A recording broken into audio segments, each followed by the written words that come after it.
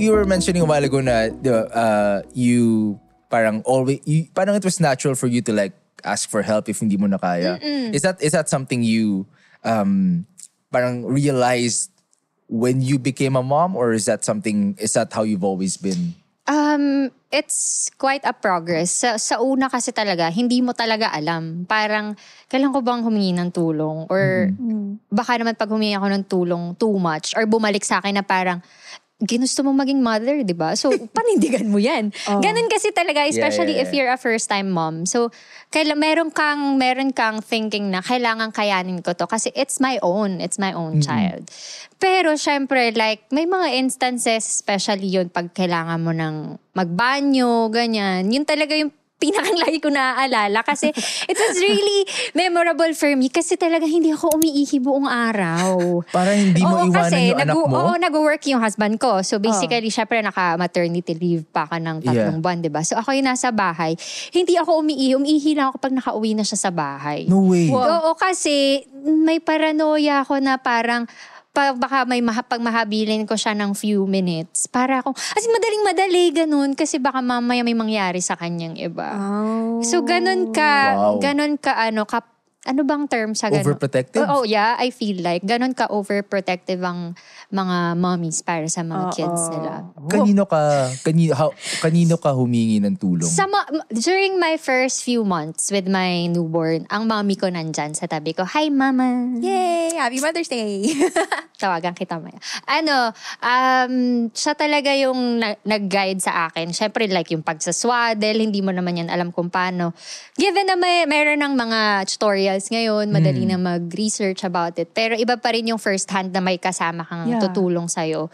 So, yun din. Sobrang malaking part ang mommy ko sa aking motherhood as well. Kasi without her, hindi ko talaga alam kung paano gawin yung mga bagay-bagay. Like, pag yung bata parang, by the way, my daughter right now is 8 years old na si Cami. Wow. So that was mga 7 years ago, nung baby pa si Cami.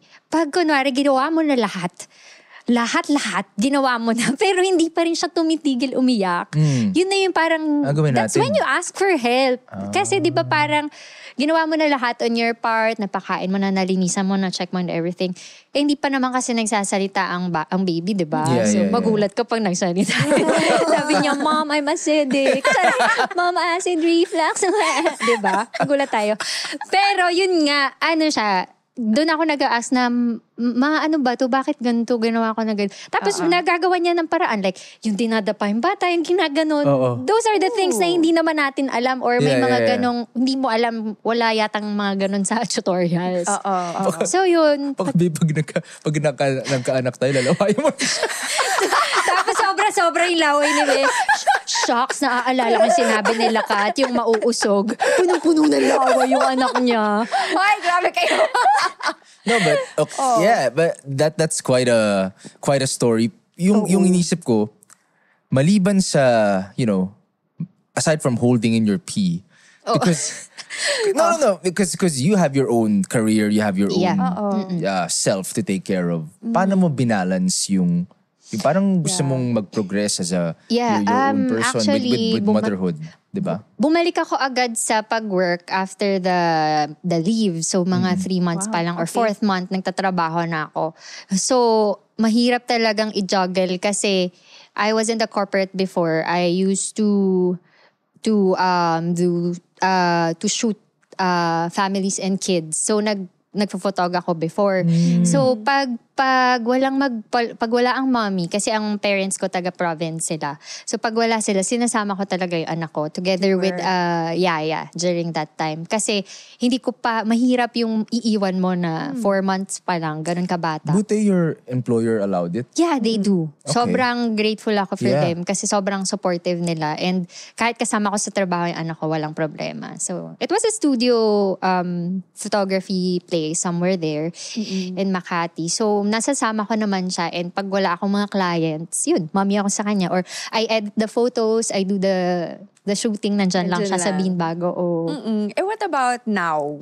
Paano mo na juggle din yung motherhood now? Now that you're working as an actress, how's the schedule? nagagawa naman ng paraan. At first, pag-iisipin mo or ipaplano mo, paano ba to? Like, kunwari, syempre may work din yung husband ko. Tapos 3 lang kami sa bahay, wala naman kaming kasamang yaya or helper. So, pag may work ako, kailangan pasok din sa schedule ni Jal na titingnan niya yung bata sa bahay. And syempre nagsuschool na rin siya. So grade schooler na siya. Dapat mayroong isa sa amin makakapaghatid sa kanya bago ako magpunta ng shoot or ng work. So yun, ano lang talaga, it's a matter of kailangan mabilis. Lagi kayo may plan A and plan B. Kasi syempre sa work ko, hindi mo naman alam kung kailan by next week. Wala pang any dates ng shoot, ganyan. So, kailangan napaplan talaga siya ng mabilisan. Pero, ang important sa amin, kailangan may isang parent na matitira sa bahay talaga. So, kapag hindi, like minsan, may matuturn down ka na schedule ng project or work. Para lang may matitira sa bata. Kasi it's really important. Siya naman talaga yung priority. Yung may maiwan for her sa bahay. You need PLDT Home Fiber on the all 1799. Have everything you need now in one upgrade. Guys, enjoy unlimited internet speeds of up to 200 Mbps that comes with a special entertainment bundle plus more exciting promos and giveaways monthly. Yup. Just visit pldthome.com/fiber-upgrade for more details. Hi, I am Kat Galang. Make sure to like and share this video and don't forget to subscribe to the PLDT Home YouTube channel.